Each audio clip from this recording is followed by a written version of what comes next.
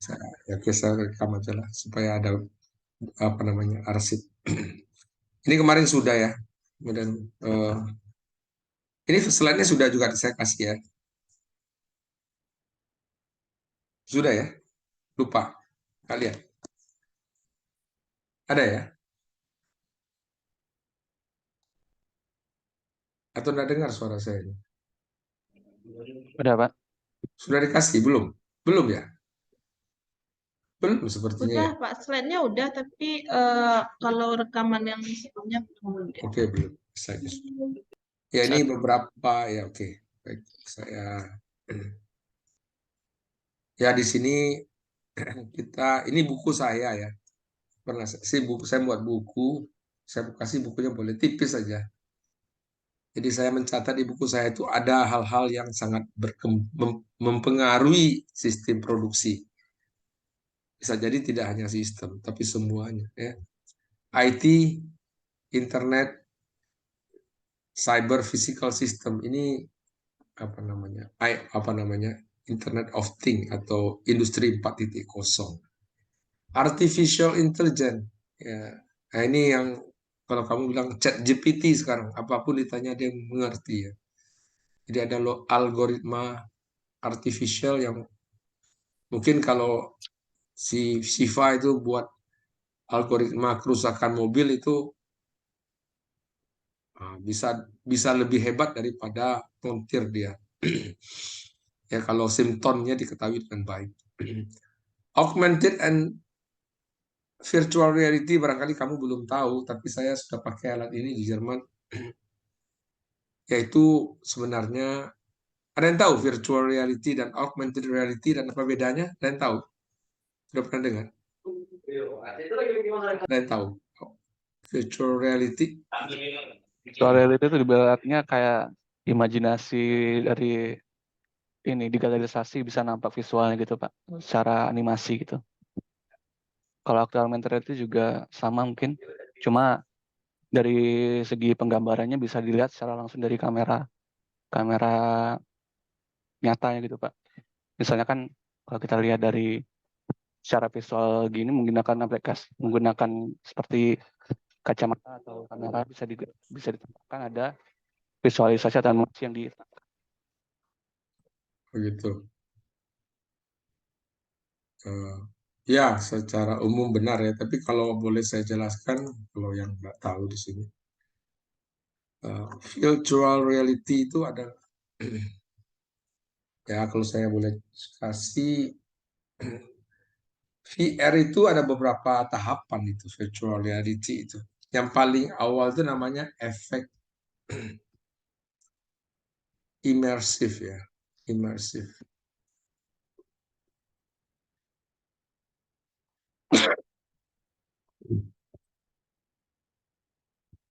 Maaf, saya batuk. Ada yang tahu efek imersif?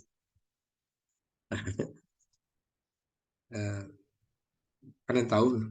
Imersif itu seolah-olah nyata, itu bahasanya.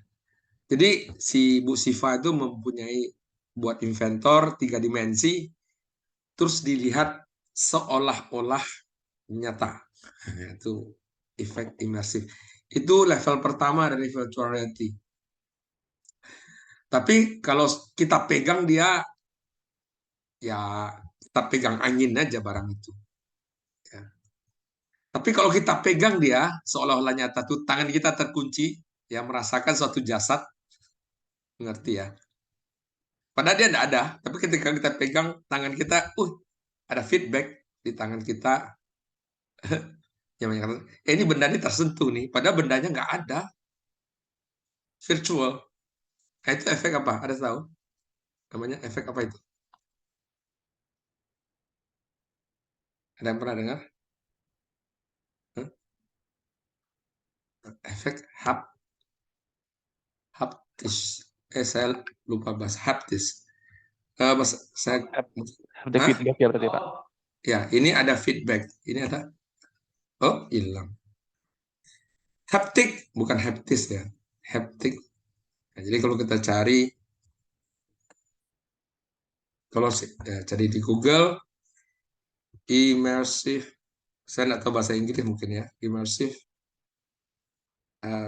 virtual reality. Salah tulisannya, immersive ini ya, ini immersive. Ini seolah-olah nyata. Seolah-olah kita memegang benda itu nyata. Ya tentu pakai alat ya. Kalau haptic virtual reality, dia sudah pakai sarung tangan dan lain-lain. Tubuhnya sudah ada tracking namanya. Tangannya ada tracking ya. Jadi ruang itu di tracking. Ini semacam ini ya. Jadi dia benda itu dia olah memegang, ada kucing, tangannya terkunci kucing itu. Tapi kalau dilihat saja bahwa kucing itu bisa gerak dan segala macam seolah-olah nyata, itu imersif. Ya. Jadi haptic effect. Jadi itu virtual reality. Ya, jadi ada levelnya. Level mana yang Anda mau? Yang paling mudah itu adalah immersif. Immersif ya. Immersif seolah-olah nyata, seolah-olah nyata. Itu bahasa keren. Kalau dua, haptic. Haptic itu ada feedback. Feedback, ya bendanya itu kita megangnya seolah-olah dia berwujud. Itu lebih susah. Lebih susah. Kalau augmented reality, apa itu? Itu adalah realita dan virtual itu digabung ya, dicombine. Tuh. Nah, itu yang disebut. Jadi combine. Jadi kita melihat nyatanya ada di depan kita, tapi kita melihat juga apa namanya virtualnya. Seolah-olah ada virtual di situ. Nah, itu yang disebut dengan augmented reality. Ya, jadi kalau augmented reality, saya cari di Google, melukiskan itu.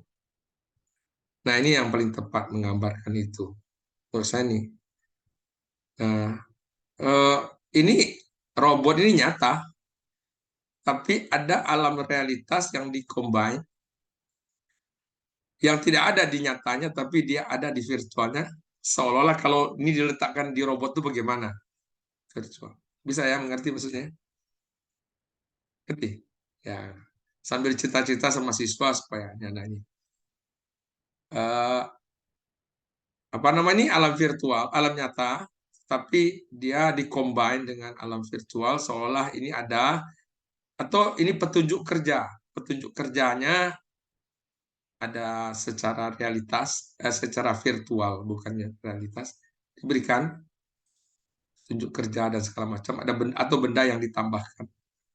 Nah, sehingga dia combine dia. Nah, sering orang buat itu untuk apa namanya? Ya, ini bisa jadi tugas akhir kalau yang ahli. Saya hampir TA S3 saya di sini dulu. Di augmented reality. Tapi tidak jadi. Jadi saya ingin membuat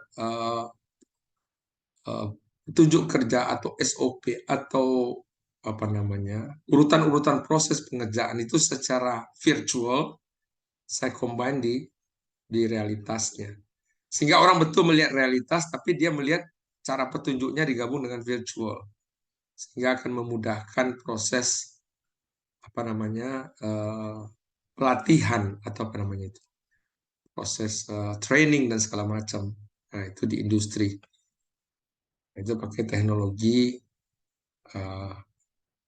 virtual augmented reality. Jadi ini barang ini gimana caranya? Ada petunjuknya di virtualnya, ya ada petunjuk di virtualnya, ya. Tetapi barang itu nyata kita lihat dulu. Setelah lihat nih, oh ini gimana cara membukanya ada dikasih tahu di virtualnya. Atau kita pindah ke produk ini ada lagi. Gitu. Nah itu saya sampai hampir ke sana dulu. Ininya. Jadi saya lumayan. Jadi dasarnya saya menggambar AutoCAD juga dulu. Banyak-banyak solid model ya, membuat model-model 3 dimensi. Ya, ada pertanyaan? Nggak ada ya? Ya, supaya Anda ilmunya bertambah lah. Apa Izin itu? Pak, Ya, berarti yang augmented reality tadi itu bisa dibilang kan dia kayak petunjuk kerja secara virtual. Berarti kemajuan dari petunjuk kerja yang manual dari kertas itu ya. ya, jadi Biasanya kan yang kalau kita ya betul.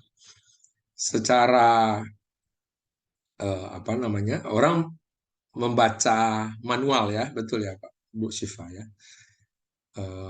Jadi ide bagaimana orang tidak perlu membaca manual, pakai misalnya sebuah perantara apa namanya notebook atau apa namanya tablet gitu ya.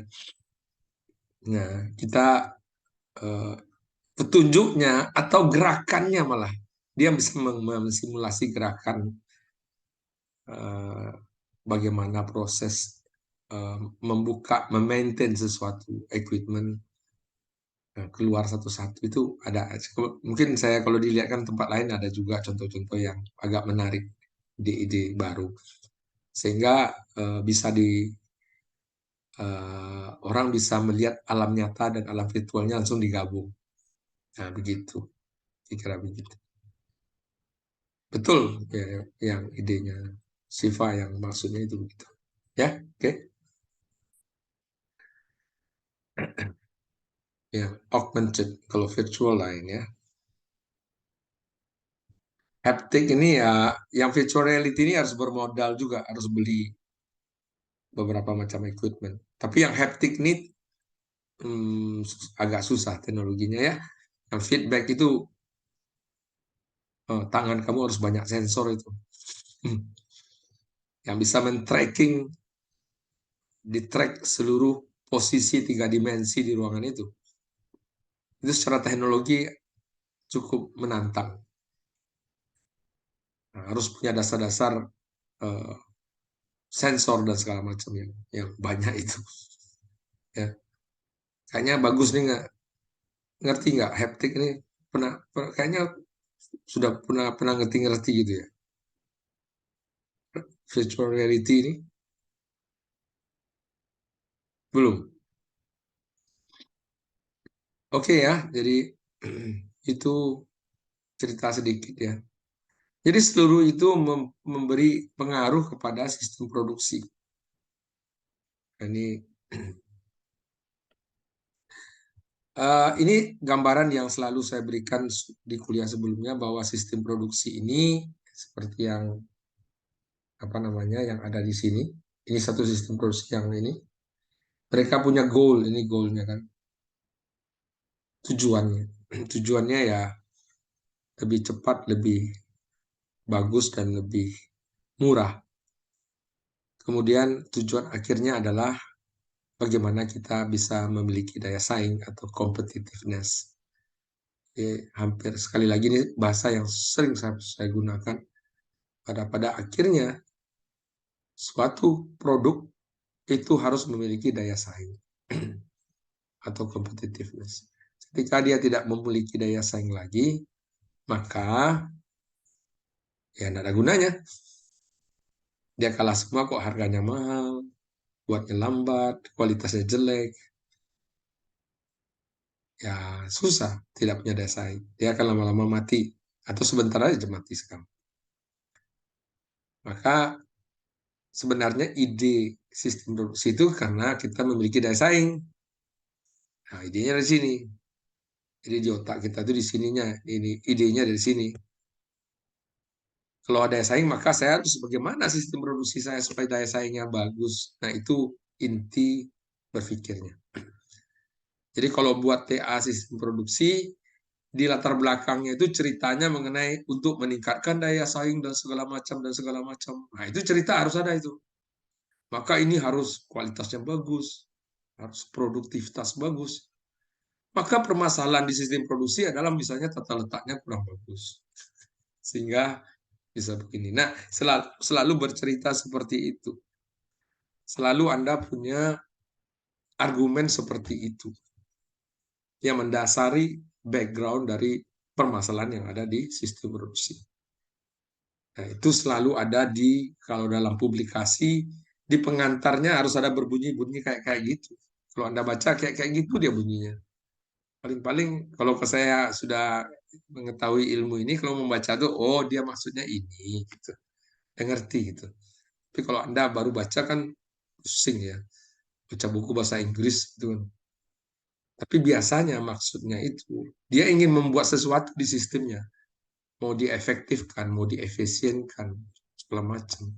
Supaya dia lebih bagus, lebih cepat, dan lebih murah biasanya. Nah, ujung-ujungnya apa? Daya saing, competitiveness. Karena biasanya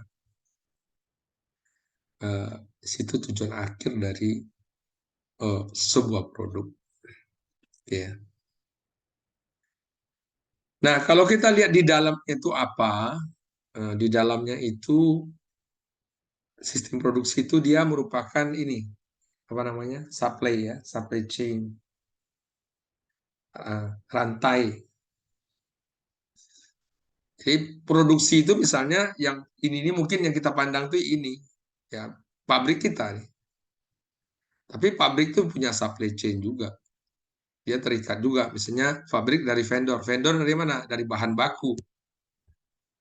Pembuat bahan baku. Pembuat bahan baku dari mana? Dari pabrik bahan baku.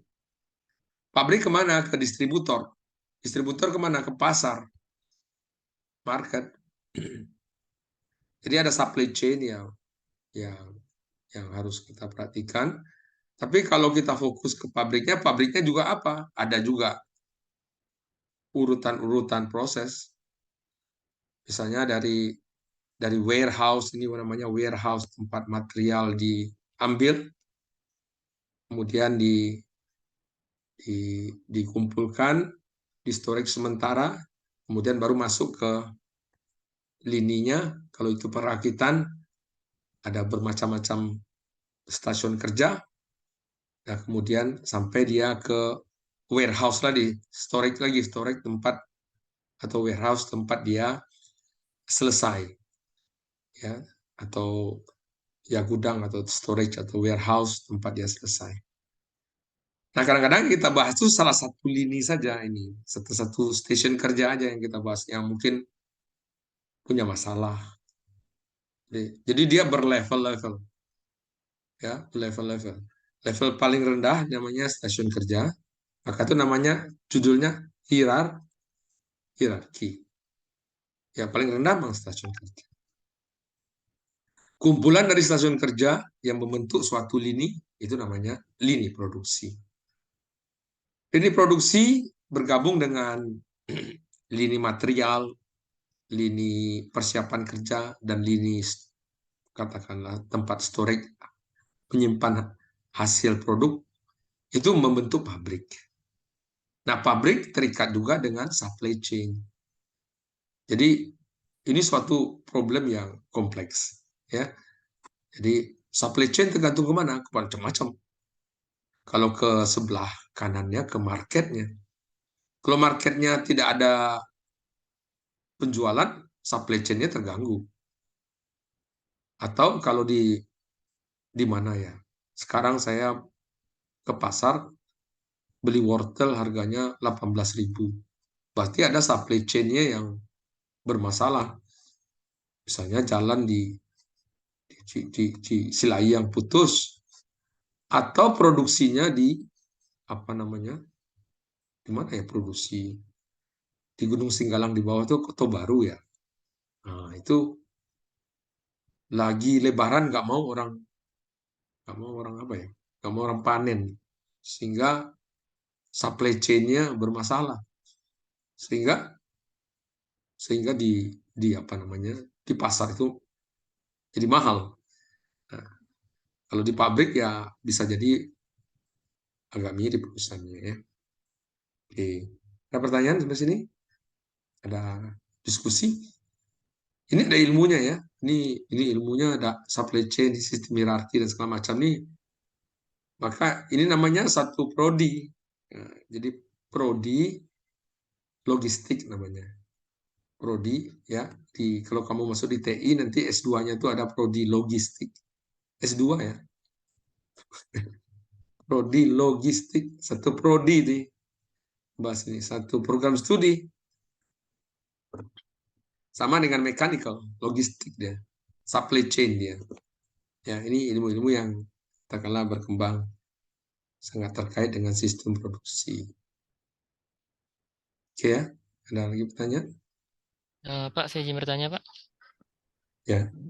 Yang tadi cerita Bapak yang mengenai augmented reality ya, Pak. Tadi kan Bapak hampir S3 di sana kan, Pak. Nah, Ya. itu untuk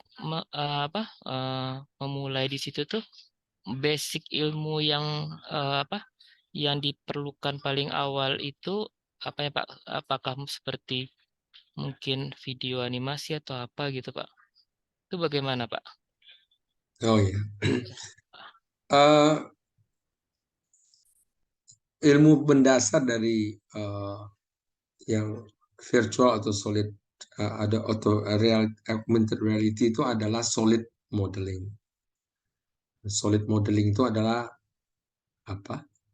Ilmu bagaimanakah memodelkan bentuk fisik produk ke dalam bentuk virtualnya dalam gambar inventor misalnya kayak si Shiva ini. Jadi intinya ya 3D model ya. 3D model itu namanya solid. Kamu tahu ya, solid. Nama ilmunya solid modeling. Itu dasar utama. Atau model digital kata orang. Itu dasar utama solid modeling. Ya, jadi ya peralatannya ya itu inventor bisa jadi itu sebagai atau pro engineer atau SolidWorks ya. Jadi ya biasanya provider yang inventor atau itu tuh punya lanjutan ini ke ini. Jadi ya saya ini aja dulu ya, saya coba kasih ilustrasi kamu ini eh, ini model solid aja. Saya punya banyak solid ya misalnya nih. Misalnya Cortona ya, Cortona 3D. Mungkin saya lupa ya. Ini software, ini Cortona ini. Nah, ini paralel grafik ini buat ini ya, buat apa namanya? Buat buat buat buat software kecil apa namanya? Ini ya, contoh aja nih, saya produk oke, mana dia? Try and buy request demo, aduh, saya kurang ini nih. Company, inilah mungkin ya, ini.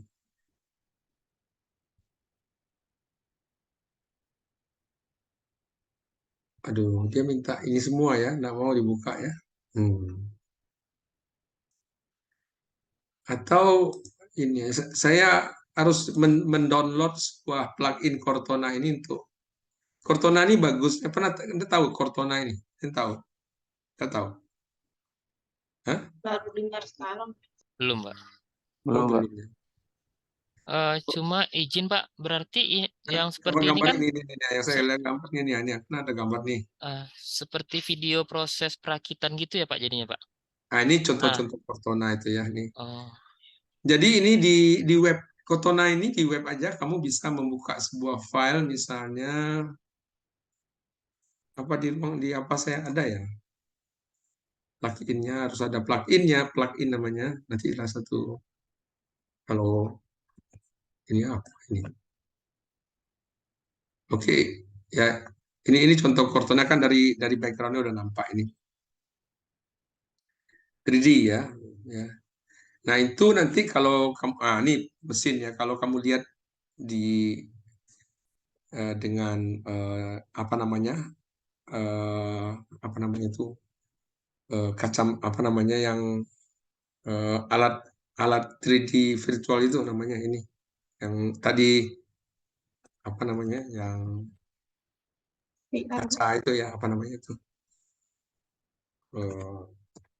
Virtual reality. Ya itu kan yang ininya, yang ininya apa namanya?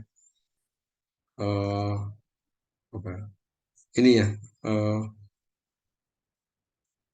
kacamatanya ini ya, apa namanya? Ininya ini, itu kan pakai itu. Nah, itu kan dihubungkan dengan 3D model. Nah, dia melihat barang yang tadi ya. Ini kan ini 3D model. Nah, dia bisa melihat itu seolah-olah benda itu nyata. Itu yang paling sederhana. Oh, ya. Yang paling sederhana, tapi membuat sistemnya nggak sederhana. Nah, ketika itu kan kita di S3 biasanya diminta untuk pemanfaatan ini di mana di industri, di mana yang bisa kita manfaatkan model-model ini dengan mata kepala kita di industri. Nah, cari kemanfaatannya dan nilai evaluasi kemanfaatan itu. Apakah ada temuan baru di sana yang bisa kita buat? Nah, itu. Ini kan ini Cortona ini 3D juga ini. Ya. Itu kira-kira ini. Ya, tapi kemudian kalau yang augmented reality ya itu kita coba cari manfaatnya di industri juga. Ya, terutama teknologi ini untuk apa ya? Untuk maintenance dan training yang paling banyak dimanfaatkan. Ya, Di itu. Google Map itu ada AR, kalau nggak salah Pak, yang penunjuk Ya. jalan. Di Google Map itu, GPS, mungkin ada AR yang langsung menunjukkan arah jalan, aplikasiannya. Augmented reality. Iya, untuk kan kita ada yang fitur dari GPS-nya itu membuka kamera, terus dari kamera tersebut menunjukkan arah jalan juga gitu Pak. Oke, berarti kan kita harus punya kamera yang melihat jalannya kan begitu ya, yang alam nyatanya sebenarnya. Iya Pak, Ya. iya Pak kayak gitu. Kemudian dia memberikan informasi secara virtual di alam nyata itu, ya begitu. Itu yang disebut augmented reality. Nah, itu kan diaplikasikan di penunjuk jalan. Nah, itu bisa jadi disertasi S3 dan itu sudah dikerjakan orang. Nah, coba kamu kerjakan di industri. Nah, itu tantangan kita. Apa yang kita bisa aplikasikan teknologi. Jadi teknologi ini kan banyak aplikasinya, terutama kalau saya lihat yang paling banyak sekarang di kedokteran. Di kedokteran itu kan proses-proses operasi dan segala macam itu sekarang sudah banyak memakai teknologi ini, ya teknologi. Ya kita coba cari di industri. Nah ketika itu kan saya susah di Jerman kan kita harus bertemu dengan partner orang industri dan saya sebagai orang asing sangat susah berkomunikasi dengan orang industri dan mencoba menanyakan apa kira-kira yang kita bisa kerjasama untuk memanfaatkan itu. Nah, itulah cara-cara S3 di Jerman, yaitu ada link and match antara dunia pendidikan dengan industri. Jadi industri punya masalah, kita punya teori, kita punya ilmu tentang misalnya virtual reality dan augmented reality, kita bisa membuat 3D model dan segala macam, kita itu. Tapi masalah komunikasi menjadi masalah terbesar sehingga saya nggak mau ke sana. Ya susah dong, saya turut orang ke sana kemari kan, pergi round-round ke Jerman, terus nanya orang yang nggak kenal dan saya nggak kenal budayanya sama sekali, sangat sangat sangat berat bagi saya untuk itu. Ya, gimana? Jadi solid model ya, dari solid model ke instrumentasi. Nah kalau sampai ke haptic, si Vicky harus banyak tahu ilmu tracking. Tracking itu dasarnya adalah sensor-sensor.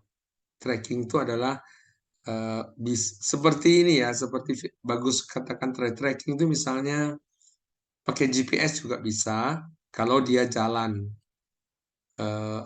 jalan Karena GPS itu resolusinya kan besar. Apa namanya? Kalau dunia mesin kan kita hanya di ruang yang kecil.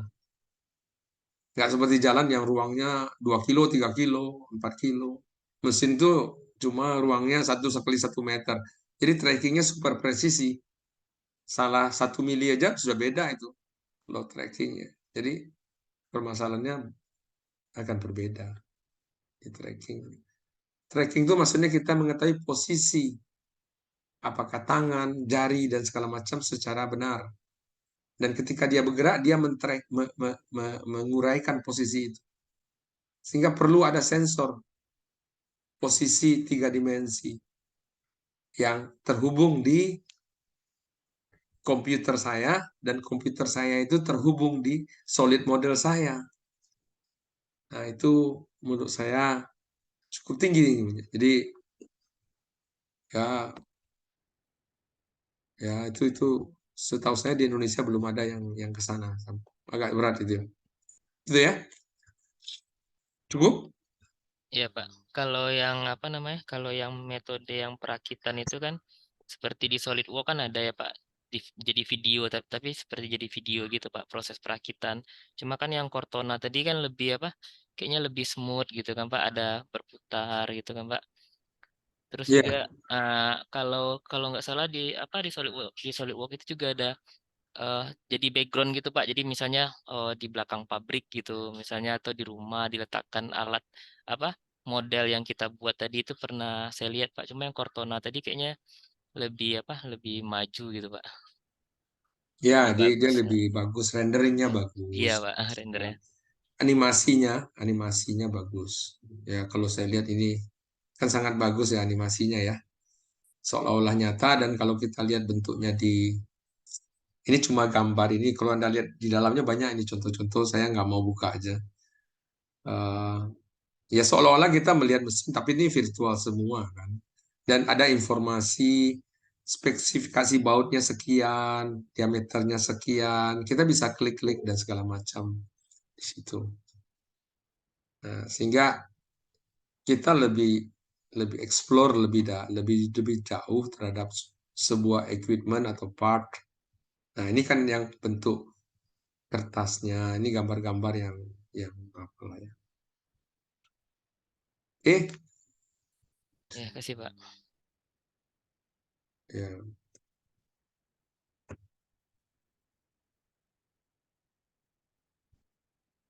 Nah, selanjutnya ini definisi saya rasa sudah saya terangkan di kuliah sebelumnya, MRI, apa itu produksi. Secepat aja ya. Produksi itu adalah meningkatkan kegunaan ya. Berarti ada nilai rupiah yang ditingkatkan, maka ada namanya added value. Itu bisa ditingkatkan dengan proses apa namanya transformasi. Nah, transformasi ini menggunakan teknologi dan proses manufaktur atau proses produksi. Biasanya begitu. Nah, saya ada added value, berarti ada utilitas yang meningkat, ada pemanfaat yang meningkat. Misalnya dari value yang katakanlah 100 menjadi produknya kalau katakanlah 1000. Nah, itu meningkat. Dia meningkat 1000 menjadi 100 menjadi 1000 sangat tergantung kepada tingkat teknologi yang diterapkan. Mungkin ini teknologinya tinggi, kalau ini mungkin low, kalau ini ini ya mungkin ya ini cukup tinggi. Nah, itu akan meningkatkan nilai gunanya berapa macam kali lipat ya. Saya kira ini semua sudah. Nah, untuk melakukan proses peningkatan itu kita melakukan proses produksi, saya kira sudah melibatkan dari 4M ya, material, mesin, man, and method. Mungkin dengan money dan market juga. Kemudian produksinya ada 2 sebenarnya, proses untuk mendapatkan komponen tunggal, dan ujungnya adalah bagaimana apa namanya komponen tunggal itu nanti dirakit sehingga jadi produk. Jadi sebenarnya ada dua esensi di produksi itu. Sebelum dirakit itu dia single part, bagaimana cara membuatnya. Kemudian dia menjadi multiple part yang jumlahnya katakanlah 100 atau 500, itulah yang kita gabung menjadi produk yang menjadi dengan proses perakitan. Jadi produksi itu ada yang part, kemudian ada perakitan, ada dua biasanya itu, 1 dan 2. Nah, perakitan itulah yang proses untuk ini ya.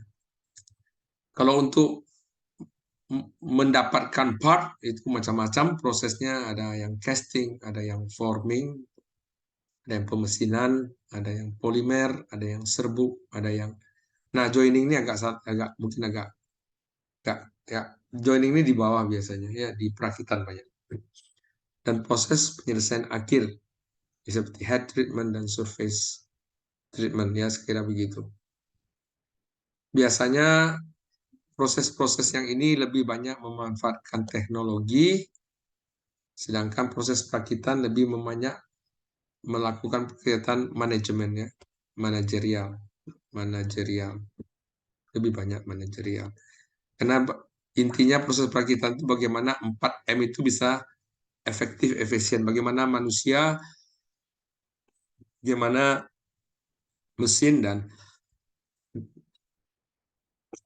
bagaimana material bisa dibuat seefektif mungkin ya. Jadi saya kira di proses perakitan itulah sistem. Jadi kalau manajerial kita mengenal kata sistem, maka ini cocok kuliah kita di sistemnya.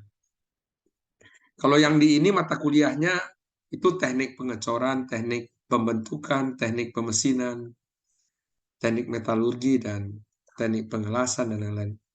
Itu lebih ke teknologi ya. Kalau yang assembly ini nanti ya sistem produksi mata kuliahnya, ke proses perakitan. Karena lebih banyak mengandung aspek manajerial. Nah, ini perakitan ya. Perakitan itu ada manual, ada automatic, ya bisa jadi ada digabung antara dua. Biasanya secara umum kita bagi atas manual, automatic, dan combine antara automatic dan manual. Biasanya begitu.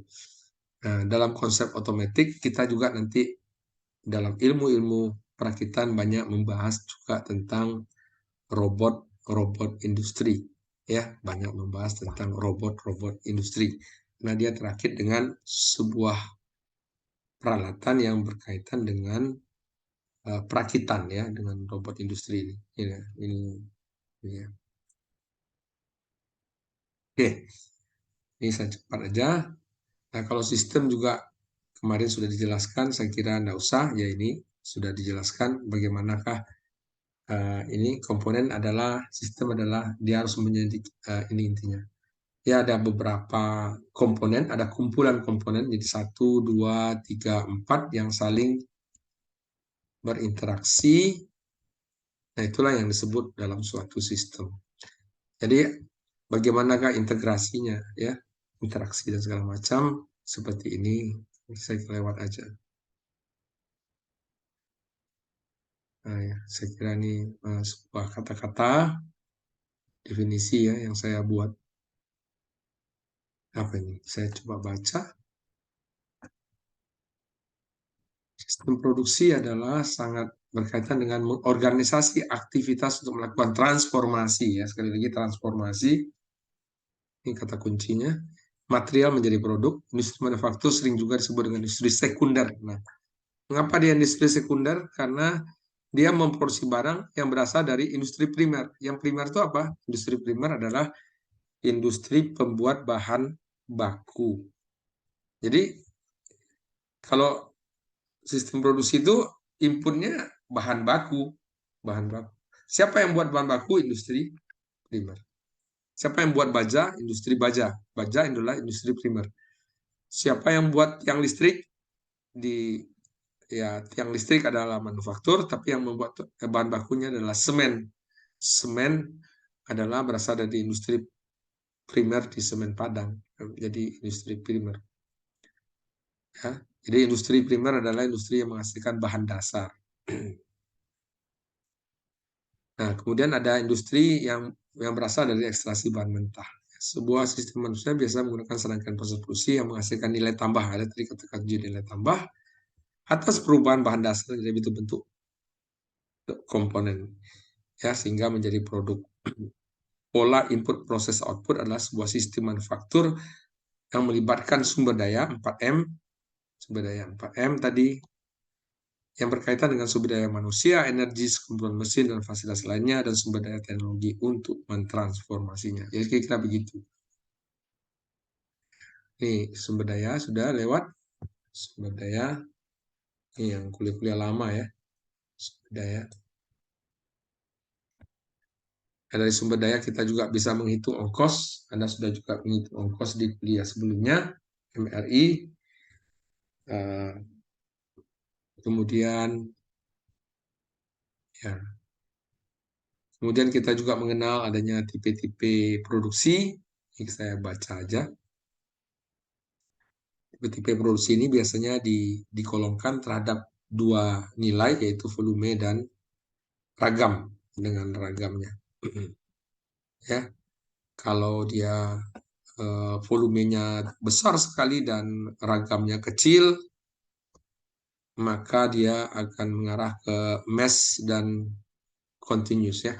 Continuous ini yang mengalir. Kalau mass ini yang repetitif. Repetitif itu seperti merakit mobil. Jadi ada pekerjaan yang berulang di satu stasiun ke stasiun yang lain, ya, repetitif, berulang dia. Tapi mass juga. Kalau yang continuous ini kayak memproduksi super mie, ya, makanan itu, atau memproduksi semen itu continuous dia. Atau memproduksi apa yang sudah continue aja jalannya, sudah otomatis itu. Ya. Kemudian yang paling bermasalah biasanya nomor 3, yang job shop. Job shop ini ragamnya banyak sekali, ini sudah saya terangkan sebelumnya ya. Tapi volumenya kecil-kecil. Nah, biasanya sistem produksi yang paling bermasalah di daerah job shop. Kemudian sistem yang di tengahnya yaitu batch. Batch itu adalah yang volumenya menengah dan ragamnya juga menengah. Misalnya buat suku cadang dan lain-lain, ya. Jadi mesinnya juga beda, ya. Kalau saya tanya, kalau job shop mesin yang cocok apa? Kalau batch mesin yang cocok apa? Ada yang bisa jawab? Kalau mass production jenis mesin yang cocok apa?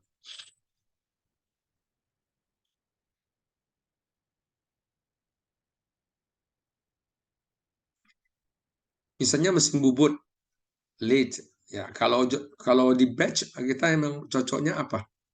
Hmm. Kalau kalau di mass cocoknya apa? Kalau yang job shop cocoknya apa? Ada ini? Bisa jawab?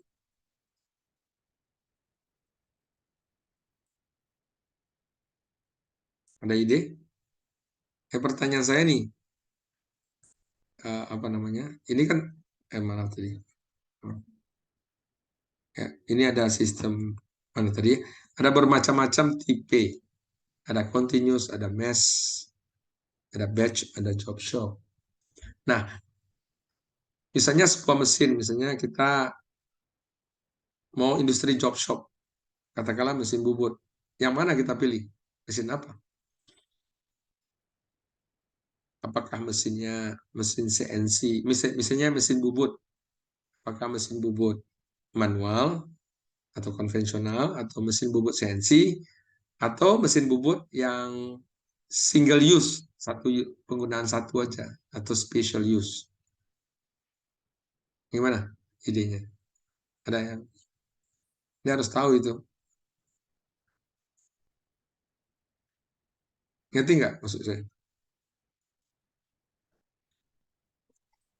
Maksudnya yang diproduksi yang job shop production itu, Pak. Ya, kalau job shop Ya, cocoknya apa? Mesin bubut yang mana? Manual, Pak. Nah, mengapa manual?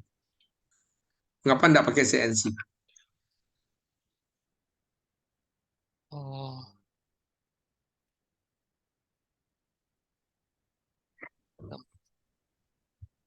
Kalau menurut aku yang CNC Pak, soalnya kan dia ragamnya banyak, jadi banyak beda-beda. Jadi kalau di CNC kita masukin program. Gitu, Pak. Apa nggak lama dia? Yang dibuat cuma satu atau dua, tapi diprogram gitu. Gimana? Volume Nah, produksi ini, rendah. ini kita lihat ya, mesin bubut aja lah. Kan ada tipenya mesin bubut. Nah, ini. Nah, ini mesin bubut. Ini mesin namanya mesin bubut konvensional ya. Mesin bubut CNC. Ini bentuknya. Nah, bentuknya gini ya.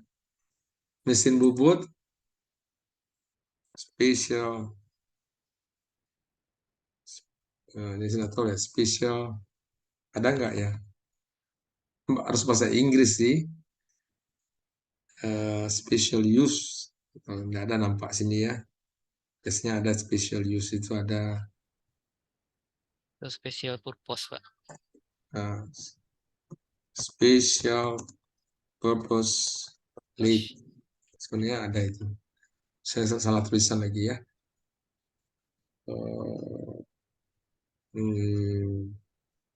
Nah, ini mungkin ya. Maaf. Kan ini. Ini salah tulisannya kayaknya ya. Special purpose CNC lead. Purpose salah tulisannya ini. Purpose, Pak. Purpose. Salah lagi tulisannya. Nggak pakai Nah, air. jadi hanya mesin bubut yang hanya bisa buat satu produk saja, itu namanya special purpose. Saya enggak melihat. Contohnya saya kurang lihat. Ini masih umum ini. Dia ada sih, tapi nggak kelihatan di sini. Ya, mungkin salah cari saya tempatnya ya. Nah, bagaimana pendapat Anda? Special purpose? Enggak ada. Harusnya ada ini special purpose.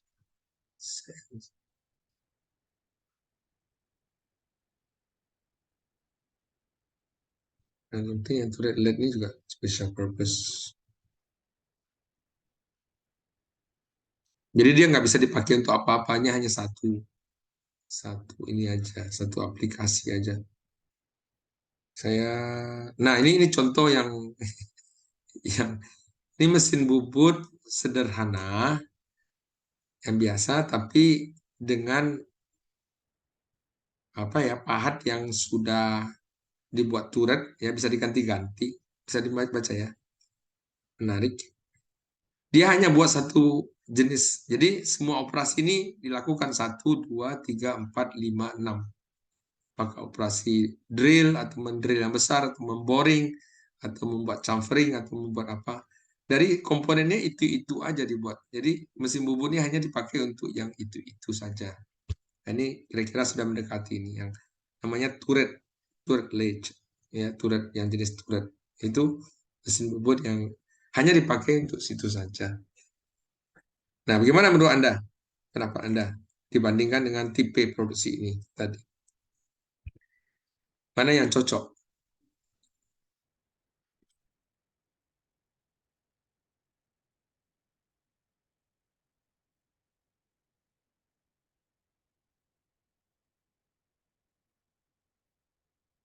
Gimana idenya? Yang job shop gimana? Cocoknya pakai yang apa? Mesin apa? Kalau jenis mesin bubut tadi? Ya, Manual. ya, Membuat manual, Pak. iya, iya betul. Ya, job shop itu biasanya manual. Jadi kalau Anda lihat bengkel-bengkel yang ada di Kota Padang, umumnya tipe produksinya adalah job shop. Dia buat satu-satu. Maka tidak mau dia beli mesin CNC, ngapain? Dia hanya buat satu ragam saja. Volumenya satu cuma. Ragamnya banyak yang dibuat, volumenya satu. Ketika dia butuh, katakanlah Semen Padang mau buat poros untuk idler roller, bell conveyor-nya. Bell conveyor-nya itu jumlahnya sekitar 1 juta buah di Semen Padang. Kamu tahu kan bell conveyor itu kan alat umum di Semen Padang. Dia ada di bawahnya itu ada idler roller-nya. Nah, idler roller-nya ini sering rusak. Satu hari kerusakannya katakanlah 5 atau 6, sebulan ada ratusan atau sehingga kalau dia mau buat sendiri dia hanya membuat porosnya itu dalam jumlah katakanlah sebulan 200 atau 300 buah. Maka itu bukan tipe chop shop lagi. Gitu ya. Maka itu namanya tipe batch. Naik dia, volumenya naik. Nah, mesin yang cocoknya yang mana?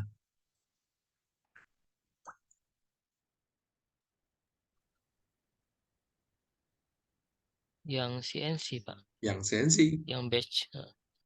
Ya, jadi batch ini solusinya adalah jenis mesin-mesin yang CNC. Kalau ini mesin-mesin yang manual. Ya, oke. Kalau yang PES, ya produksinya, kalau mesin CNC kan masih bisa buat yang ini, terus 100 ini, 50 lagi yang ini, atau 100 lagi yang produk yang ragam yang lain. Jadi ragamnya masih ada. Tapi kalau yang dia buat itu cuma satu saja yang tidak pernah berubah sampai dia hidup, seumur hidup, ngapain dia hanya itu? Nah, maka itu yang namanya kita perlu special purpose yang kegunaannya dia mesin bubut juga, tapi dia nggak bisa diapa-apain, hanya itu aja yang dia mampu buat. Maka itu jenisnya itu dipakai pada industri mass production. Ya, ini yang pentingnya. Jadi Anda harus tahu, oh, mengapa di Kota Padang jarang CNC ya? Mungkin industrinya masih job shop, belum ada yang vendor-vendor yang bergerak di bidang ini suku cadang. Kalau ke Jakarta ada yang CNC pakai, ya mungkin dia sudah membuatnya sudah dalam tipe batch, sudah dalam jumlah yang banyak, 50, 100. Ya, lebih bagus pakai CNC karena dia teknologinya bisa di apa ya, repeat ability, kemampuan dia diulang. Ya kan programnya untuk 1000 macam, boleh kan? Masa kamu susah-susah mahal beli mesin, kamu program untuk satu produk, setelah itu tidak ada lagi. Ya capek dong, manual saja. Ya, kemudian yang Singapura. Jadi kira-kira ini filosofi dari tipe produksi. Dia akan mempengaruhi jenis mesin yang dipilih. Ya. Juga akan berpengaruh tipe layout nanti ya, tipe layout. Oke. Nah, ini. Oke ya. Jadi ini gambaran umum saja. Nah, ini berat sama kamu Nina. Ini nantilah saya bahasnya. Ini menarik juga. Nah, ini secara umum dah produk itu dilihat dari berdasarkan ininya. Lupa ini. Ini berdasarkan aktivitas. Aktivitas atau ya aktivitas atau activity. Jadi kalau produk dilihat dari activity, dia mulai pertama di konsep, di desain, kemudian di manufaktur, kemudian dia akan didistribusi, kemudian dia akan digunakan, use, kemudian dia akan berakhir umurnya aktivitasnya. Apa aktivitasnya? Bisa recycling, bisa diremanufaktur, bisa di reuse, bisa di restore dan macam-macam. Itu aktivitas ya. Lihat dulu produk dari segi aktivitas yang terjadi. Jadi kalau Anda pandang benda di depan Anda, mobil misalnya, tentu ada aktivitasnya. Pertama itu pencetusnya adalah konsep, bagaimana orang mengonsep sebuah mobil. Dari konsep lahirlah desain. Ya, dari desain lahirlah kemudian diproduksi. Ya. Konsep itu penting. Ya, saya sering bercerita, entah pernah saya cerita sama Anda, kita sering membuat gempa gambir untuk di Payakumbuh atau di daerah daerah pesisir, Siguntur ya nama dia. Padang tuh ada dua, Siguntur dan daerah Payakumbuh. Dia teman langsung aja dia mendesain sebuah alat gempa gambir pakai listrik, pakai pompa hidrolik dan segala macam. Dia lupa konsep. Nah, akhirnya ketika diaplikasikan terkejut bahwa orang mengempa gambir itu tengah hutan. Nah, mana listriknya? Ini rolling untuk apa ini? Pakai berat-berat gitu. Ya, konsepnya harus ringan dan tidak perlu bisa mampu digerakkan atau movable atau transportable dan harus manual dengan konsep alat bantu. Tidak boleh pakai listrik. Mana ada listrik di sana di hutan kan? Udah dibuang aja lah sama penduduknya langsung. Ya Pak, dipakai aja lah ininya Pak, pompanya untuk di rumah saya, terus ini kabel-kabel listriknya untuk kabel listrik rumah saya, ini besi-besinya untuk main anak saya katanya. Udah lah habis semua. Mengapa Pak nggak bisa Pak di hutan ngapain nih Pak katanya. Nggak bisa saya, berarti kan konsepnya nggak bener ya. Dia harus tahu dulu secara konsep barang ini dibuat gimana, baru baru didesain. Ini dia pikir semuanya seperti yang konsep yang dia di kota dan segala macam. Nah, itu banyak sekali konsep yang salah ya. Mengapa mobil Eropa tidak pernah laku di Indonesia? Ya, konsepnya sudah salah untuk Indonesia ya.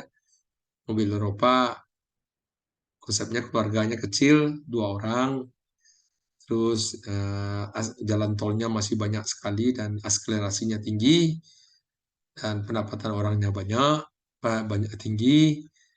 Terus orang kalau dapat punya mobil ya sampai dipakai sampai 15 tahun sampai ini ya, orang Eropa gitu. Orang Indonesia enggak lah ya, mobilnya murah gitu ya, sehingga platnya tipis-tipis, tapi anaknya banyak ya, sehingga perlu nggak boleh tipe sedan gitu-gitu ya, tipe yang 8 penumpang gitu ya. Terus yang ngapain harus akselerasi tinggi, maka nggak perlu sampai di atas 2000 cc ya, cukup 1500 ke bawah aja, karena jalannya macet terus semuanya ya. Kayak mana bisa. Jadi ya kita harus konsep segala macam. Jadi konsep-konsep ini penting lah ya. Bahkan ini sering jadi tesis nih. Ya, bagaimana konsep itu melahirkan sebuah desain dan sebuah barang yang dimanufaktur. Nah, kemudian ada juga banyak tugas akhir, bagaimanakah konsep-konsep produk di akhirnya. Maka dibuang saja. Ya, enggak dong. Ya, jadi masih bagus. Maka kadang-kadang perlu di recycling atau di remanufacturing. Ya, tentu bagaimana juga kita mendesain suatu produk sehingga dia nanti mudah di recycling, atau mudah di remanufacturing, atau mudah untuk di reuse. Nah, itu memberikan ide-ide baru dalam suatu sistem produksi. Ya, membentuk ide-ide baru. Ya. Juga ketika produk di konsumen, apakah konsumen itu mementingkan desain yang bagus? Belum tentu. Contoh, saya pernah cerita, saya nggak pernah membeli mesin cuci itu yang paling hebat konsepnya seperti Hydrolook, Electrolux dan lain-lain. Nggak pernah saya. Saya cukup LG aja. Ngapain? Ya LG itu servisnya bagus, mudah. Kalau rusak ada yang datang nanti. Terus komponennya banyak. Jadi what is the problem? Problemnya letaknya bukan di produknya, tetapi di servisnya. Ya, maka nanti banyak melahirkan konsep-konsep servis yang baru. Karena pada hakikatnya orang butuh servis. Ya, ngapain beli mobil jenis Jerman atau ini? Kalau rusak, pusing saya. Jadi orang ke servisnya juga. Bagaimana repairnya? Lebih baik mobil Toyota aja, di mana-mana ada Toyota pergi ke support dari spare part-nya banyak. Ya, jadi atau mudah cara cepat kita kalau rusak mungkin kita harus menunggu cuma 1 hari atau setengah hari atau beberapa jam untuk diperbaiki. Nah, itu akan melahirkan ide-ide baru di dalam dunia industri ya, di dunia industri kita. Sehingga nanti ya banyaklah. Sekarang kan orang butuhnya servisnya aja, nggak pernah membeli produknya. Sekarang saya kalau bisa ya nggak usah beli mobil, tapi yang saya beli adalah servis mobilnya aja. Maka orang merental mobilnya aja. Ya, ada perusahaan rental yang kita bisa sewa 1 tahun. Kalau rusak ya dia yang tanggung. Pokoknya kita dapat mobil baru terus. Atau konsep itu namanya sama ya, konsep-konsep yang melahirkan dari proses ini. Misalnya sekarang fotokopi, jarang orang mau beli fotokopi. Ada perusahaan yang menjual servis fotokopi. Diantarkan aja fotokopi di kantor kita, ya kita charger berapa kontrak 1 tahun, ya dia menyediakan semuanya, tintanya, atau kalau rusak dia yang ini. Ya kalau kita lapor, dia datangkan fotokopi baru lagi. Yang lama diambil dan segala macam. Sehingga itu lebih kepada servisnya. Ngapain kita harus beli produknya? Ya, maka ada konsep namanya product service system. Nah, kemudian itu saya bahas juga di dalam beberapa tulisan saya banyak. Ya, proses product service system. Bagaimana produk itu dengan service sebenarnya harus diintegrasikan merancangnya. Ya, jangan merancang produk aja, tapi servisnya membuat orang mati nanti kalau memakainya. Ketika di konsumen, barang kamu tuh pusing dipakai. Kalau begini susah, ini susah. Kamu harus berpikir juga ketika dia dipakai bagaimana kondisinya. Ketika dia rusak, ketika dia perlu ini, begitu segala macam. Kita itu akan melahirkan konsep-konsep baru di dalam produksi ya. Ada pertanyaan sampai sini? Saya sudah capek juga nih. Saya habis.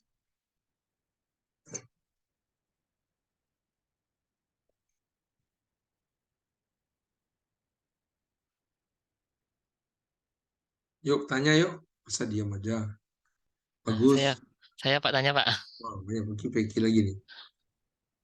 Berarti misalnya seperti konsep produk akhir dari suatu produk ya Pak. Terus yang di MRI dulu kan MRI dulu kan ada yang lean manufacturing.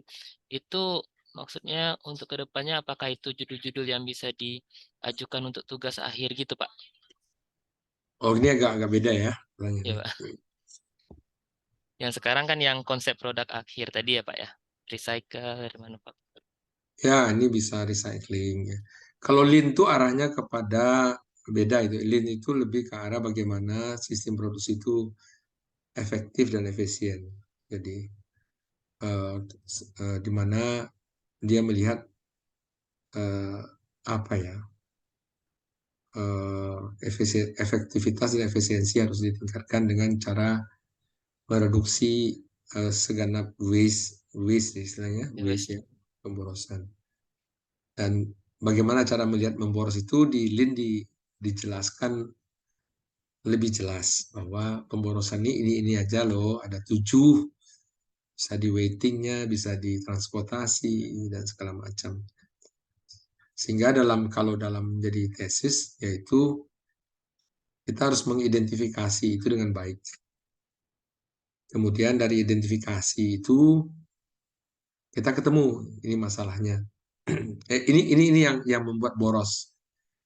Nah, dari boros itu, dari masalah ini buat boros, kita cari akarnya. Nah, akarnya bisa dengan metode lain. Misalnya mencari akar persoalan itu apa metodenya biasanya? Pasti ada tahu enggak? Apa tuh kira-kira yang cocok? Bukan lean lagi tuh. Iya, cost analysis. Nah, bisa pakai dengan fishbone diagram. Sederhana. Fishbone diagram adalah tool untuk atau root cause bukan root cause analysis, ada macam-macam caranya.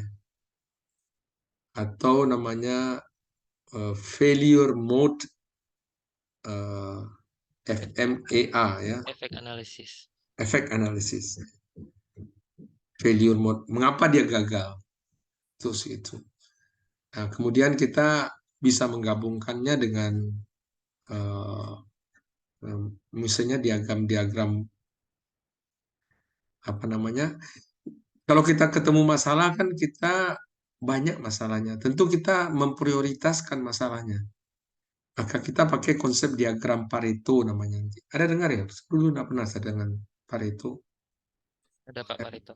Konsep Ada, Pareto Pak. sudah ya? Sudah. Ada Pak, ada frekuensinya kan Pak. Ya, misal kita lihat Pareto, kita lihat, oh ini frekuensi yang terbanyak. Nah, kalau konsep failure mode analysis bukan frekuensinya, dia melihat apanya ya, keseringan dia terjadi. Mungkin frekuensi terjadinya, ya dia ada jenisnya kecil harga waktunya, misalnya cuma 5 menit, tapi dia sering terjadi. Atau ininya, dampaknya terhadap yang besar, itu ada juga tuh failure mode. Dia kecil terjadi, tapi dampaknya bisa membuat lama sekali ini menjadi tidak efektif sistem itu. Nah, itu beberapa tool. Nah, jadi kan berarti kan kita memakai lean manufacturing, kita memakai fishbone diagram, kita memakai Pareto diagram, kita memakai failure mode effect analysis, kita combine itu. Ya, seperti seorang dokter ngasih obat orang demam kayak saya, kasih vitamin, kasih obat batuk, kasih antibiotik, kasih penurun demam, 4 dikasih kan. Nah, itulah 4 itu. Sehat saya gitu, ya kira-kira begitulah. Gimana pertanyaannya? Ini pertanyaan agak beda tadi ya. Ya, jadi itu termasuk yang sekarang yang produk end of life itu bisa jadi itu ya Pak, judul untuk tugas akhir gitu. Ini ya, tematiknya lain, itu tidak lean manufacturing ya. End of life ini tematiknya nanti berkaitan dengan circular economy. Jadi ide dasarnya circular economy. Cobalah kita nanti coba. Kalau yang saya lakukan sekarang apa ya? Kita melihat yang saya lakukan adalah adanya proses circular economy pada industri sektor informal di Indonesia. Ya, kalau kamu lihat di kota-kota ada penjualan mesin kulkas bekas, tapi melalui proses remanufaktur, atau mesin cuci bekas, atau bisa jadi AC bekas, atau cartridge bekas yang di recondition. Itu kan dulunya barang baru semua. Setelah end of life, nah, sebagian orang ingin membuangnya, tetapi dimanfaatkan oleh industri kecil untuk dilihat lagi mana komponen yang rusak, kemudian diganti. Mungkin ada pipa yang dimanufaktur ditambah-tambah, ada proses produksi yang ditambahkan di sana. Mungkin di painting lagi atau di ini, sehingga performanya seolah-olah baru dan dijual dengan harga rendah. Nah, itu merupakan sebuah aktivitas remanufaktur informal, ya. Kalau yang mengapa di informal? Karena di Indonesia nggak punya center of remanufaktur yang apa namanya, yang dibuat oleh pabriknya. Jadi kalau di negara modern nggak ada sektor informal berkembang. Remanufaktur itu dilakukan oleh pabrikannya, ya. Jadi kalau Apple punya remanufaktur namanya, ya buat HP Apple baru atau HP Apple yang sudah bermasalah dimasukin ke pabrik, namanya refurbishment, ya. Refurbishment itu semacam remanufacturing. hampir semua perusahaan alat berat di di dunia punya center of remanufacturing. Jadi kalau Anda apalah ya alat berat apa yang tahu? Caterpillar ya, maksudnya Caterpillar. Caterpillar saya tahu, coba remanufacturing ya. Kalau kita lihat di sini, nah ada kan ini kalau remanufacturing Caterpillar.com ini kan punya center of remanufacturing sendiri dia. Jadi dia memproduksi itu dua sekarang. Manufacturing itu ada dua. Manufacturing yang betul-betul baru berdasarkan dari raw material yang baru, atau yang diambil dari pasar diproduksi lagi dan dijual lagi. Itu yang remanufaktur ya. Atau apa? Remanufaktur. Alat berat apa? Komatsu. Coba cek Komatsu. Komatsu ya. Ada enggak Komatsu? Nah, ada PT Komatsu Remanufacturing Areas. Ada kan? Coba cek. Ya, ada, Pak. Bukan Komatsu Manufacturing, dia buat Remanufacturing.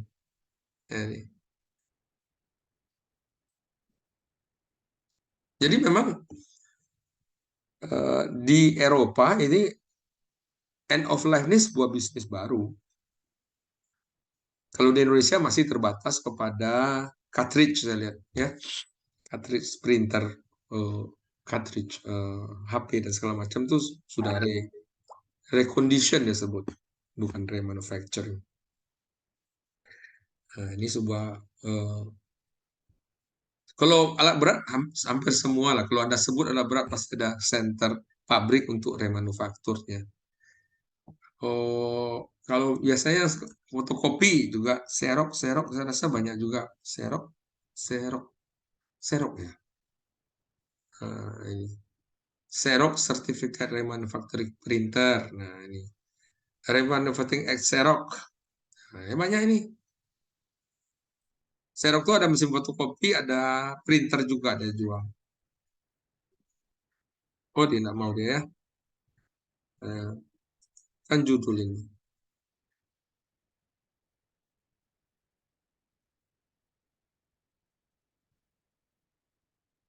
Nah, remanufacturing at Xerox. Nah, ini ada cerita saya atau ini saya ambil aja di remanufacturing itu kan ini ada recycling dia baliknya ke material, remanufacturing dia balik ke produknya, recondition dia ke sini, repair dia ke sini. Nah, kalau ini reuse, jadi ada ini proses membalik dia nih.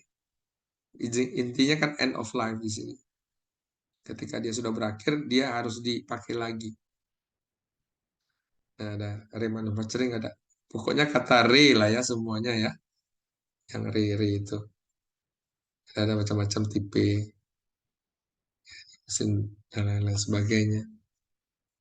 Itu penjelasan saya dari yang gambar yang sedikit ini. Ini kan saya sengaja memberi highlight yang besar-besar. Ada pertanyaan? Lagi? Atau pendapat? Silakan. Terkait proses produksi ini saya baca-baca mungkin yang saya baca bahwa siklus produksi dari mass production lebih pendek dibandingkan dengan siklus produksi yang lainnya. Nah, entah itu karena Apa ini pertanyaan? Bayu, bagus. Iya, Saya Pak. tidak dengar suara Anda.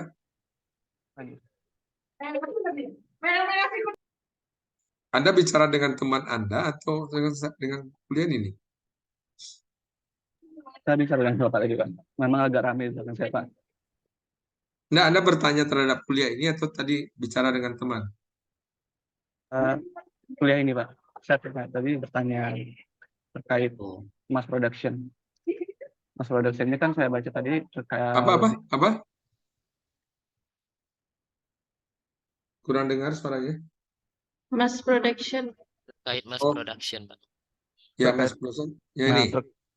terkait mass production ini saya baca-baca itu siklus produksinya lebih pendek dibandingkan siklus produksi yang lain. Apakah itu karena perencanaan dan pengendalian produksi lebih mudah atau karena dari pembuatan produksinya dan prosesnya itu sama-sama saja, Pak? Kita cenderung sama. Gimana Anda baca itu mass production? Itu mungkin Saya mass baca di production. mass production, saya baca di ilmu manajemen tadi, Pak. Di Enggak, website. enggak juga.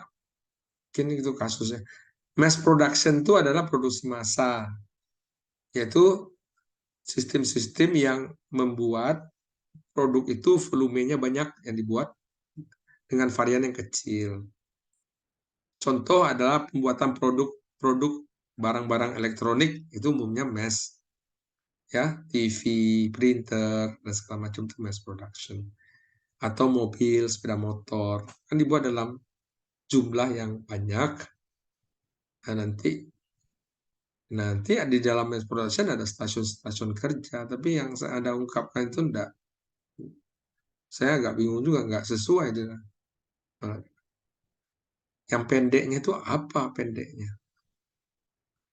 Itulah Pak, saya juga kurang paham. Tadi kan makanya saya tanya tadi, siklus produksi yang di tahapan mass produksi lebih pendek dibandingkan siklus produksi lainnya. Nggak juga siklus produksinya. Jadi saya kira pernyataan itu enggak relevan juga. Mungkin untuk satu kasus tertentu bisa. Kalau mass production untuk mobil panjang tuh siklusnya tuh dari perakitannya panjang tuh lininya, ya.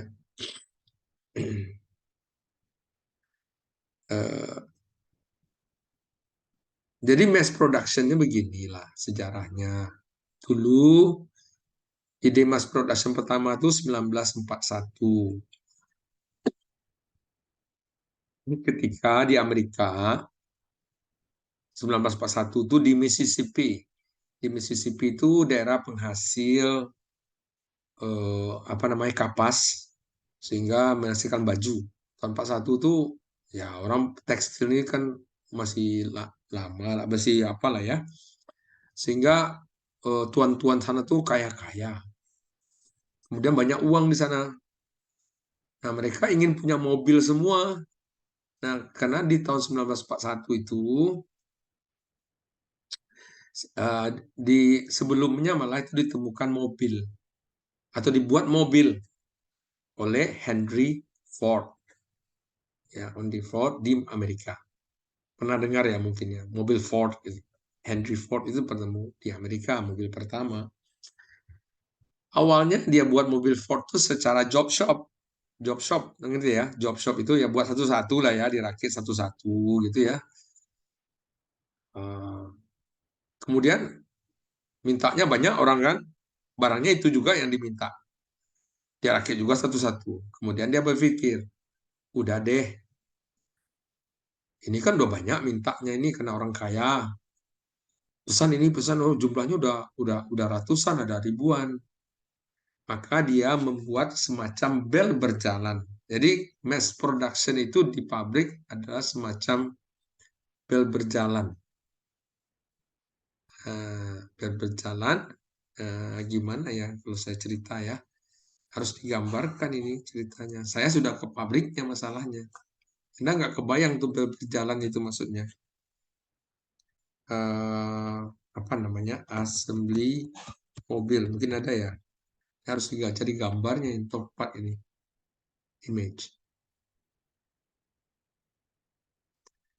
Nah, oke, ini aja lah ya. Mana gambarnya yang paling bagus. Nah, sebentar.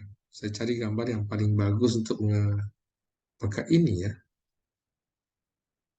Ini mungkin. Nah, ini lumayan lah.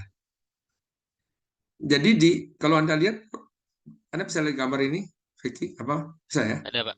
Bisa, Pak. Kalau Anda lihat, ini proses perakitan mobil. Jadi inilah stasiun, di sininya stasiun, di sini stasiun. Jadi pekerjaan orang di sini dengan di belakangnya berbeda. Ini stasiun 1, 2, 3, 4. Nah, dia berdiri. Biasanya satu stasiun ini 4-5 menit. Nah, siapa yang ngaturnya yang di bawah ini? Jadi di bawah ini semacam bel berjalan yang sangat pelan. Kalau ini jaraknya sekitar 4 meter atau 5 meter. Nah, kalau dia berjalannya kalau 4 meter atau 5 meter, berapa ya? Ini 4 meter, dia dalam menghasilkan itu kan berapa ya? Dalam 5 menit.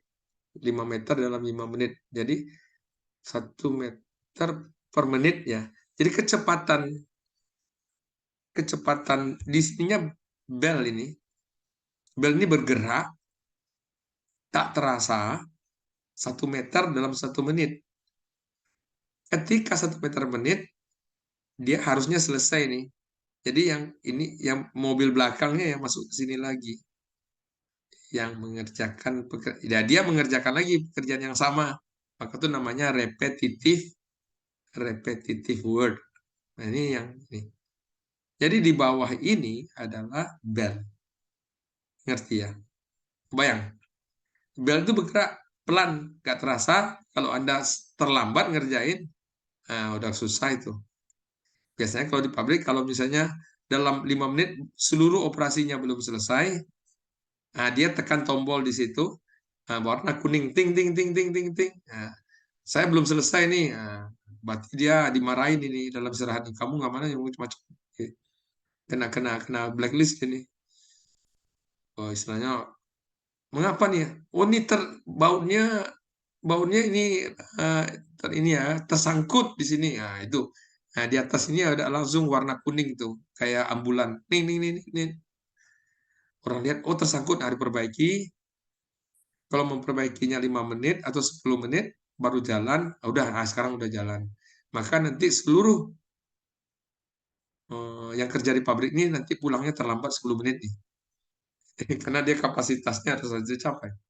Itu yang terjadi di pabrik. Jadi kalau hari itu trouble-nya 1 jam, maka dia pulangnya 1 jam. Jadi kan ini trouble 10 menit, kemudian dia kerja lagi, kemudian trouble lagi 5 menit, terus trouble lagi sekian menit. Nah, totalnya mungkin setengah jam. Nanti kompensasinya dia pulang lebih lambat setengah jam. Jadi ya kayak gitu kadang-kadang. Nah, ceritanya tadi adalah Ford itu membangun sistem perakitan seperti ini yang memanfaatkan bel berjalan. Nah, maka dia bisa menjamin mass production itu. Maka di tahun 1941 telah dimulai era mass production. Saya tidak tahu angka tepatnya ya, coba kita lihat tahun 41 ya. Kalau kita lihat di Google kan sekarang ilmunya mudah ya. Mass production Ford assembly line ya. Ini banyak ceritanya nih. Nah, ini. Oh, malah lebih dulu ya. 1913. Nggak salah, saya ada 1941. Ini membangun mass production assembly line. Nah, ini dia. Bayang Anda ya. Nah, ini zaman Ford itu. Di bawahnya ini bel berjalan ini. Jadi ini berjalan assembly line dengan Henry Ford. Kok sampai sini saja ya? Kok Bayu kamu buat saya pertanyaannya sampai di sini ya? Apa Anda tanya tadi? Ya, mass production ya. Jadi bayangan mass production itu kayak gini nih. Di zaman sebelum di Perang Dunia Pertama atau 80 tahun yang lalu, itu dimulai dari Henry Ford. Anda melihat mobilnya kan mobil jadul sekali ini. Yaitu di Amerika. Mengapa? Karena orang Amerika itu booming tekstil di Mississippi dan banyak duit, sehingga orang mau punya mobil semua, sehingga jumlah yang mau dibeli itu banyak sekali. Yang awalnya sebuah bengkel saja. Bengkel dari Ford yang merakit mobil. Sekarang dibuat dalam mass production. Oke, ada pertanyaan lain?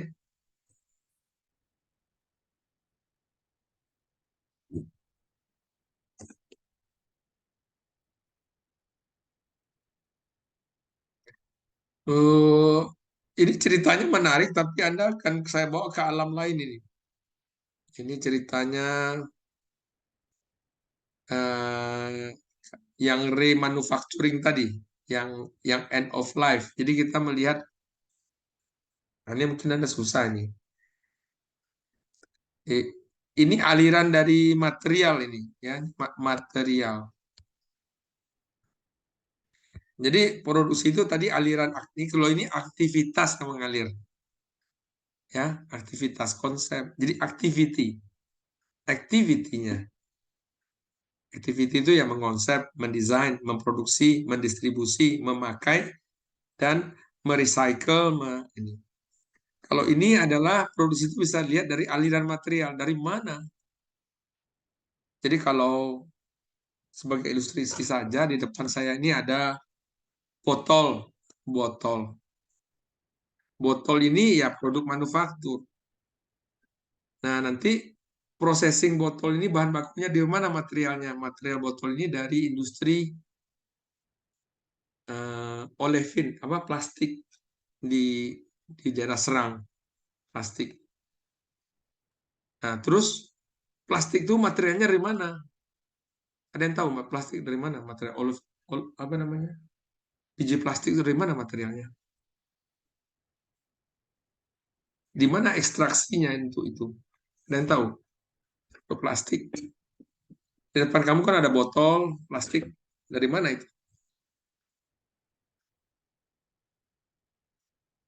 Asal paling pertamanya dari mana? Materialnya. Ada yang tahu? Bukan minyak bumi gitu ya Pak? Bukan. Betul. Betul sekali. Jadi ekstraksi yang paling pertama adalah mungkin barang itu dari Arab Saudi atau dari minyak bumi yang ada di Padang, di mana di Indonesia. Itulah bahan. Jadi bagaimana bahan itu mengalir? Jadi mengalirnya dari mungkin dari Arab Saudi minyaknya ya sampai ke Indonesia diprosesing menjadi macam-macam itu. Jadi pertama ini menjadi ada yang jadi aspal, ada yang menjadi bahan baku untuk industri plastik. Nah, plastik apa ya olefin atau namanya bahan bakunya itu dibuat bahan dasar namanya biji plastik. Biji plastik dibeli oleh industri manufaktur untuk buat botol. Nah, botolnya kita pakai. Nah, botolnya didistribusi. Nanti botolnya dipakai, botolnya ini diambil oleh pemulung.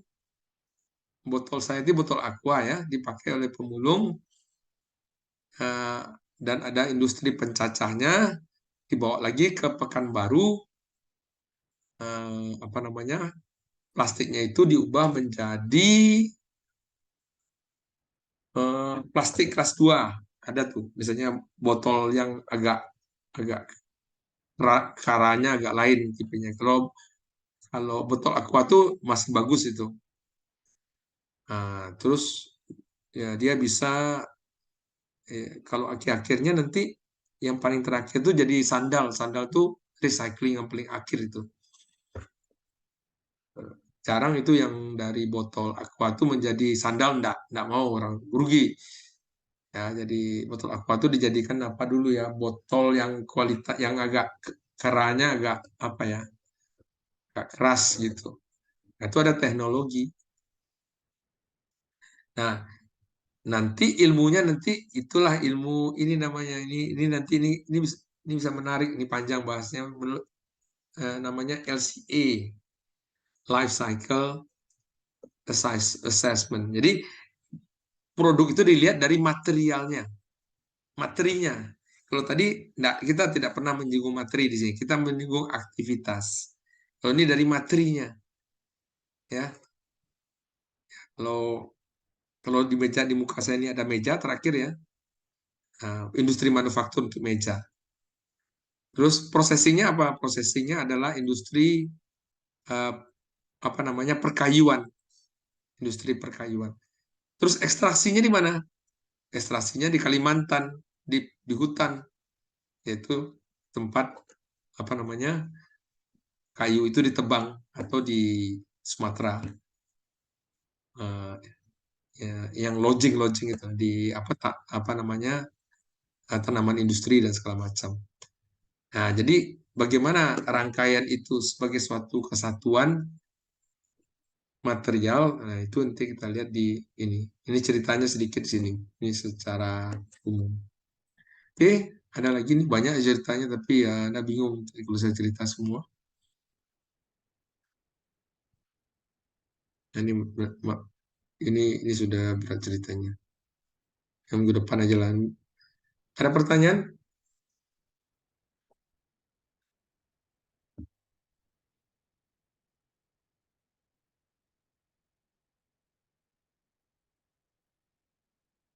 Halo? Berarti yang LCA tadi tidak kalau misalnya life cycle-nya tidak sampai ke disposal ya Pak ya? Sampai? Oh sampai Pak. Iya. Pas. Berarti kalau disposal itu kan apa pembuangan ya Pak ya? Iya. Tesis-tesisnya begini. Gini ya, apa namanya? LCA ini nanti assessment ini ada ininya, ada nilai-nilainya, ada angka-angkanya. Seperti kamu di assessment oleh badan akreditasi. Ada nggak di kamu kan bagian industri kan ada akreditasinya kan? Ada ya. Ada Pak. Nah kan ada dia melakukan assessment kan? Iya kan? Iya Pak.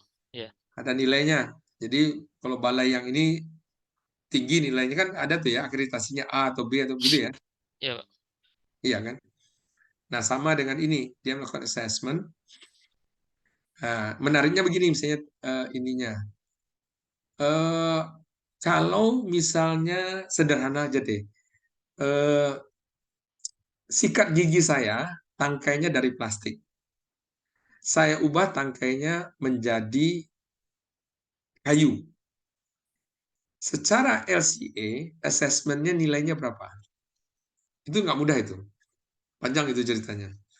Atau begini ya, misalnya kamu melakukan di mestinya ban ya. Ban itu ada yang dibeli baru, ada yang di apa namanya itu di Vulkanisir ya Pak. vulkanisir.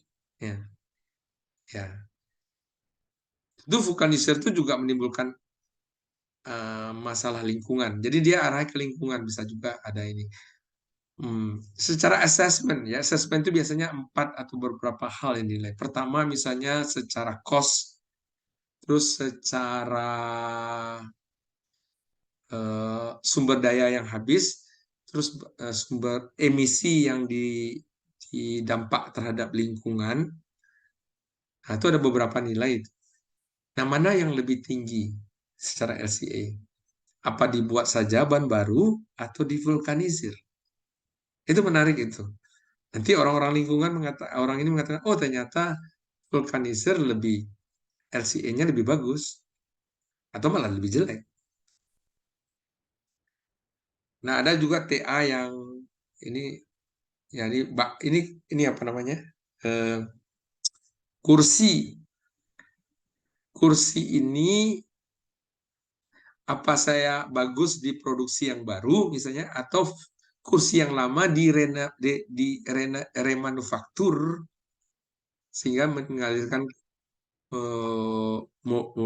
apa namanya kursi yang baru. Apakah peran remanufaktur itu secara assessment ya penilaian evaluasi LCA mana yang lebih bagus nilainya? Sehingga saya bisa mengatakan kegiatan remanufaktur adalah kegiatan ramah lingkungan karena nilai assessment-nya kecil, rendah nilainya. Kalau membuat baru itu merusak lingkungan, gitu. Merusak lingkungan misalnya emisinya lebih tinggi, terus sumber bahan bakunya merusak alam, ngerti ya Anda? Gitu kira-kira. Contoh sederhananya gini aja deh. Mana LCA yang lebih bagus? Anda memakan sayur atau memakan daging? Yang lebih ramah lingkungan? Sayur, Pak. Tentu sayur. Mengapa? Untuk mendapatkan 1 kilo daging lembu, maka lembu itu memakan 1 ton sayur. Maka kalau kita makan 1,5 kilo sayur, lebih tidak merusak lingkungan dibandingkan Anda makan daging, di mana kerbaunya sudah memakan 1 ton sayur. Gimana ya logikanya? Betul ya, Siva ya? Betul ya? Iya, Pak. Kalau Siva orang vegetarian, dia pikirnya itu. Nah, daging ayam ini sudah berapa pula habis resources alam yang dihantam ini. Jadi gitu. Ngapain nggak makan yang vegetariannya aja? Nggak usah aja lah makan daging-daging ini, karena untuk menghasilkan sekilo daging dia menghabiskan 1 ton sayur. Sayur. Ya, itu ide sederhananya, komparasinya. Nah, sama dengan kursi, ya, membuatnya baru tentu kan menebang pohon Anda. Ini kan gambar-gambar nih, membakar dan segala macam lah, ya, atau diremanufaktur aja. Mana yang ramah lingkungan? Nah itu ini menarik, tetapi ini pernah saya kasih nggak mampu mahasiswa S2 karena terlalu ini ya. Nantilah kita bahas, coba kita coba cari-cari ini LCA ini banyak ini. Arah ujungnya ke green manufacturing namanya. Green manufacturing yang lebih green, yang lebih ramah, yang lebih tidak merusak sumber daya alam, yang membuat emisi-emisi berkurang. Ya, oke. Itu aja. Ada pertanyaan terakhir? Kalau tidak ada, kita selesaikan aja. Izin Pak, berarti untuk permasalahan dari lini produksi